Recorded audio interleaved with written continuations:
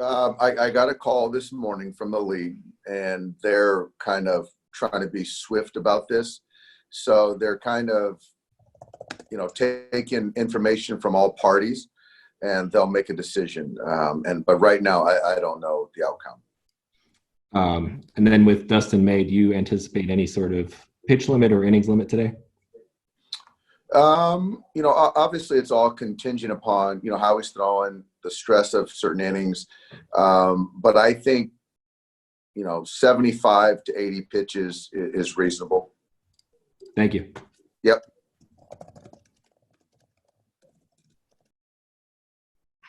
Next question is from Pedro Moura. Go ahead, Pedro. Hi, Dave. How is Clayton reported feeling today, and do you have a target date for his return? He feels good. Yesterday, after that up and down went well. He'll throw on Thursday. So, obviously, with Thursday being his pen day, one of those games in Arizona, but if it's not Arizona, we'll see when it is. But I'm encouraged that it'll be sooner than later. On this road trip, you expect him to start for you? We do. Cool. Thanks.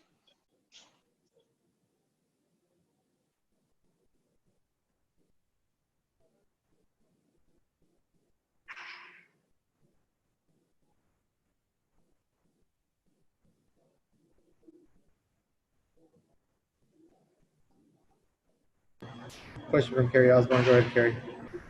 Hey, Dave. Obviously, the day after you get a little more information about how a pitcher feels, can you talk about, have you had a chance to talk to Walker, and what do you feel like is the next direction for him? Yeah, he'll make his next start. And today's his day one. He lifts, and he said he felt good. Not really any soreness, which is a good thing. And yeah, I could have let him go a little bit longer, but just want to make sure that we build him up, the right way. But his next turn, he'll be up to 5 and 75, something like that. Thanks, Dave. Yep.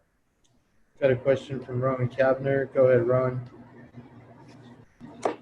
Hi, Dave. A lot of guys complimented Dustin's ability to attack the strike zone in that first start for opening day. When you think back to that start, was that maybe the aspect of it that stood out the most to you?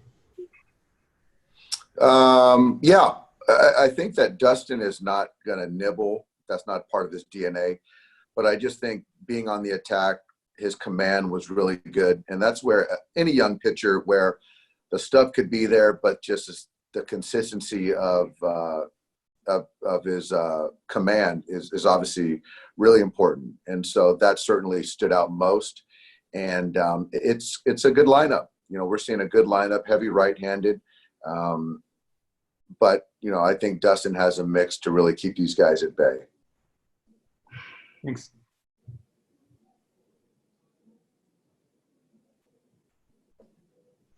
From Dave Vassegh. Go ahead, Dave. Hi, Dave. I was just wondering if you thought before the games the umpires might try to get ahead of it and issue warnings. Are you anticipating that?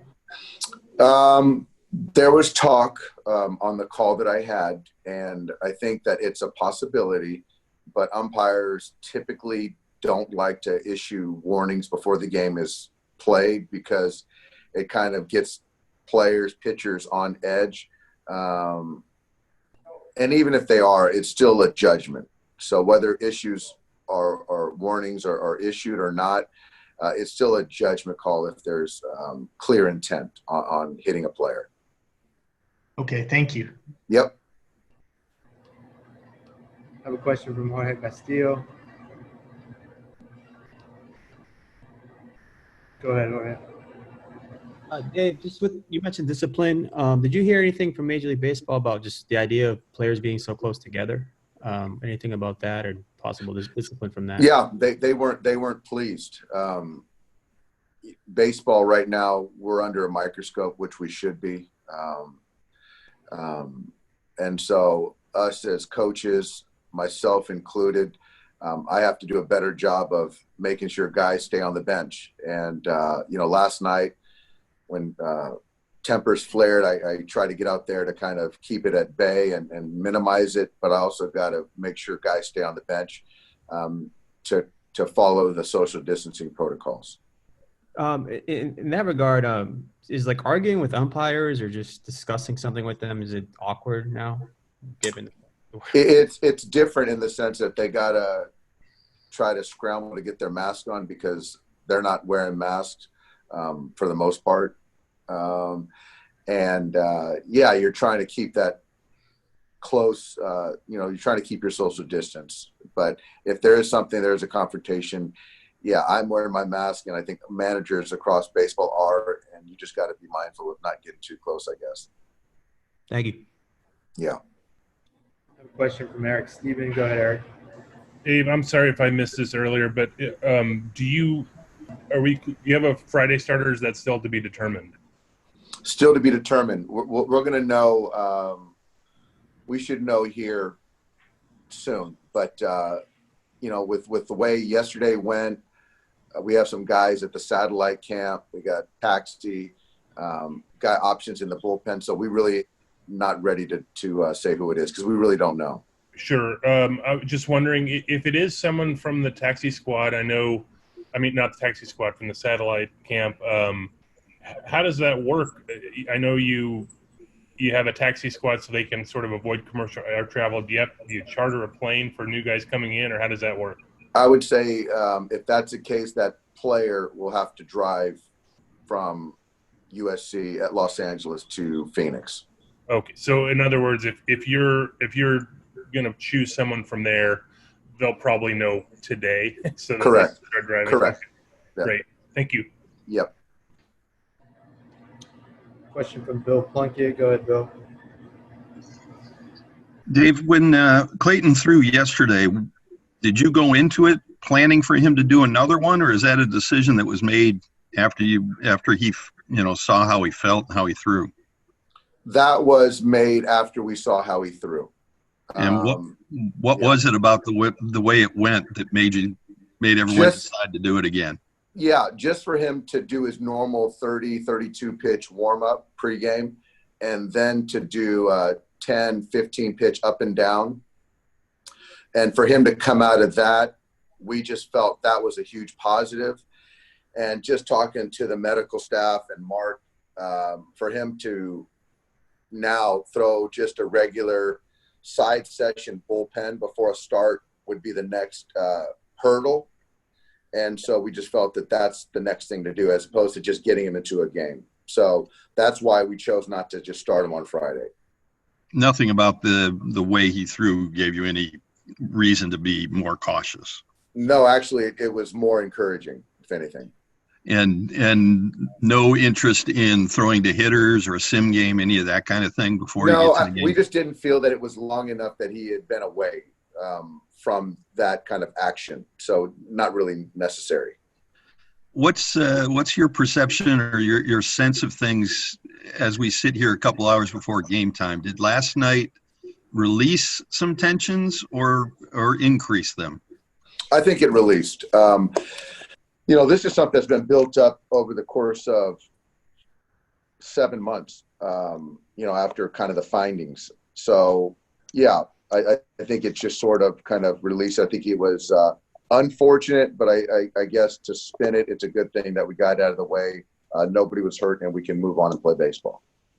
So do you assume that when Joe Kelly blew out the window at his house, that was just his way of providing cover?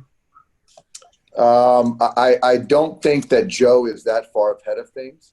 I just think it speaks to his ability or inability at times to not hit the target.